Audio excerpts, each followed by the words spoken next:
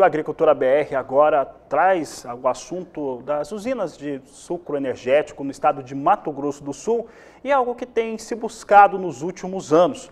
Inclusive, daqui a pouco nós vamos ter o professor Marcos Fava Neves falando sobre esse assunto de como proteger e conseguir sobreviver às críticas que vêm, por exemplo, da Europa em relação às questões ambientais no Brasil. Mas as usinas sucroenergéticas no Brasil, especialmente no Mato Grosso do Sul, que nós vamos falar agora, conseguiram reduzir parte das emissões, né, que acabam afetando o meio ambiente. Para falar a respeito deste assunto, eu vou conversar agora com o presidente da Biosul, que é a associação que reúne essas usinas no estado sul-mato-grossense, Roberto Holanda Filho, nosso convidado nesta tarde de terça-feira. Roberto, prazer recebê-lo mais uma vez aqui nos nossos estúdios, aqui no Canal do Boi, a primeira entrevista do ano com a gente.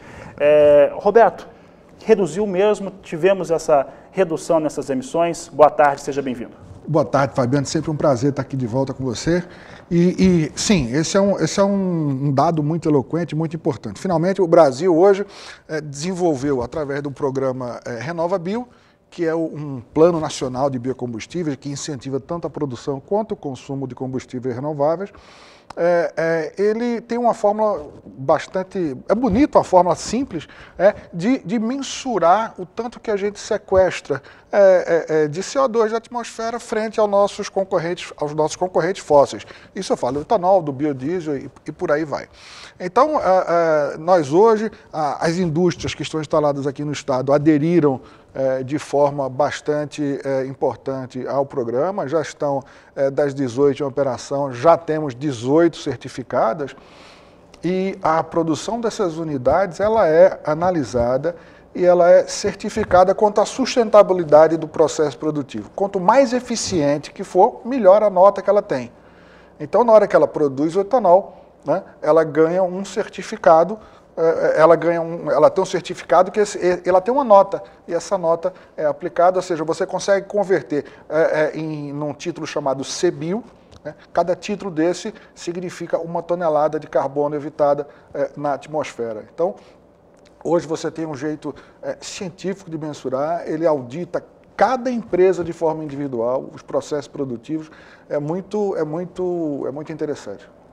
Roberto, eu lembro há alguns anos, quando se discutia o RenovaBio, o quanto esse processo no país, ele modernizava, né, toda essa questão de ambiente dentro das usinas e também outros fatores que o RenovaBio também traz para as usinas de cana-de-açúcar, e como ele era, de certo modo, simples na implementação, né? É sofisticado em relação aos seus resultados, mas bastante simples em relação à aplicação, e é por isso que a gente tem tantas usinas que tenham aderido ao procedimento. É verdade, Fabiano. Aí eu entendo que não só no Mato Grosso do Sul, mas no Brasil a gente vê a mesma atitude das unidades com relação ao programa. É um marco. Hoje a gente pode falar, eu falo com muita tranquilidade, um dos maiores, se não o maior programa de substituição de combustíveis do mundo. O Brasil, mais uma vez, dá um exemplo bastante contundente do nosso comprometimento em continuarmos a ser uma potência verde. Isso acho que o mundo já reconhece. O Brasil tem conseguido vender bem a questão da potência verde, até a questão de geração de crédito de carbono, que a gente parou de conversar um pouco mais sobre isso no país. O mundo tem conseguido ver esses avanços que o Brasil faz? Olha, existe um componente complicado nessa história, existe uma briga comercial aí, a gente vê muita coisa sendo dita sem nenhuma base, sem nenhuma fundamentação técnico-científica com relação a isso. O Brasil precisa, sim, cada vez mais contar a nossa história lá fora. O Brasil tem muita coisa boa para mostrar, o RenovaBio é um tremendo exemplo, né? Enquanto muita gente está falando numa eletrificação da frota de veículos, coisa que vai acontecer daqui a 10, 20, 30 anos, hoje o carro flex emite menos do que um carro elétrico na Europa que usa energia elétrica vinda de combustível fóssil, oriunda de queima de óleo, por exemplo. Então, o Brasil tem exemplos muito eloquentes para mostrar hoje, e o RenovaBio certamente é um deles que comprova essa sustentabilidade da nossa produção. Em torno do que está sendo buscado hoje no RenovaBio, quais são os próximos passos, principalmente aqui na região da Biosul, Roberto?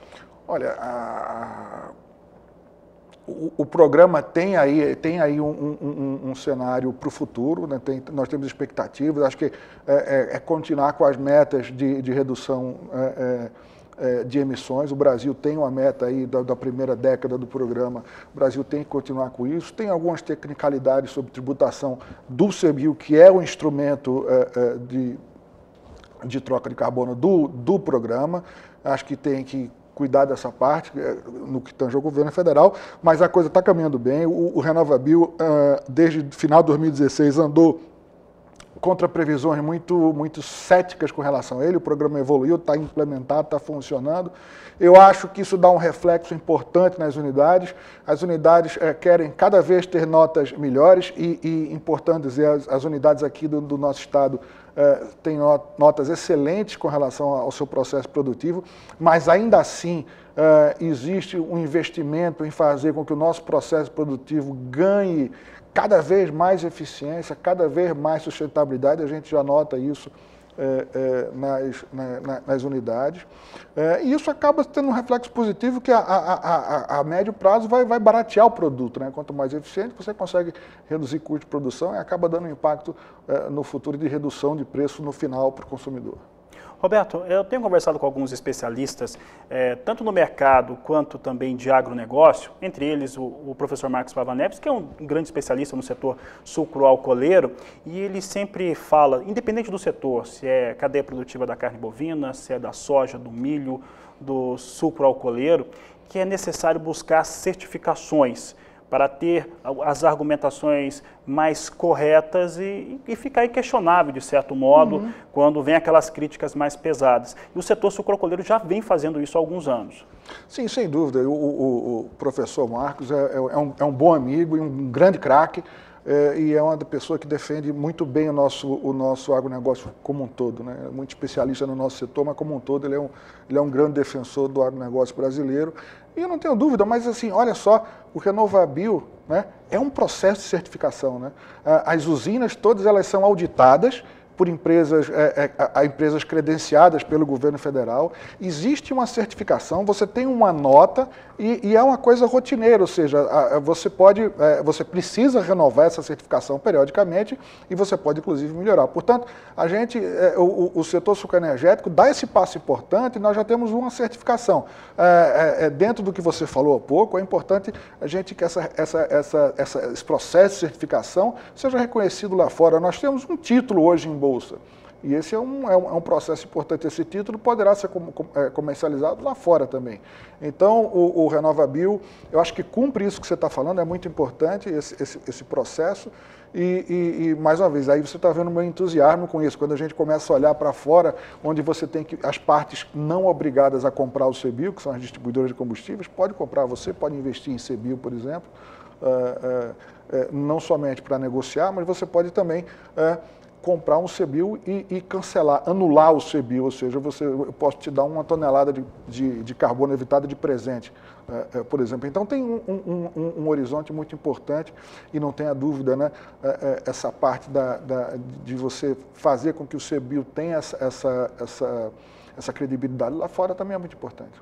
E o Roberto, assim, converso também com os representantes do setor de outros estados brasileiros, e o Roberto, sem dúvida, é um dos mais animados. Por falar em animado, Roberto, vou fazer uma pergunta agora. Agora há pouco eu falava de algumas questões que são ligadas ao seu setor sucroalcooleiro do Brasil.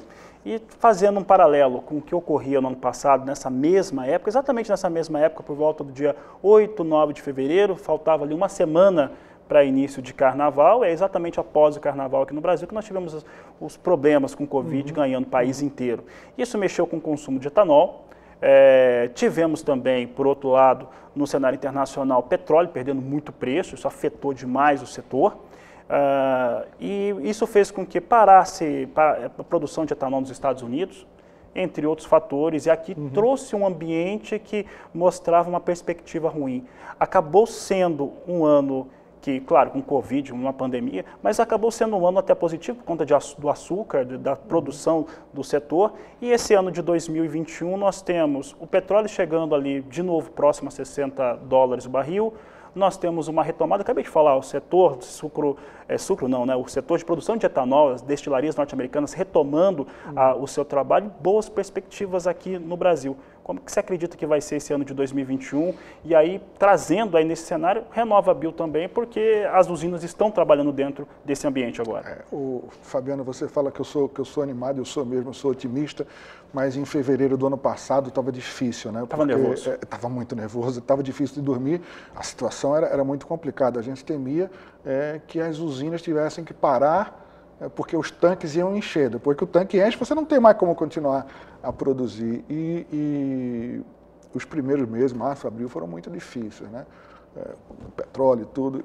Mas no final das contas, acabou dando essa virada. A gente, aqui no estado, nós reequilibramos a situação de produção de açúcar, né?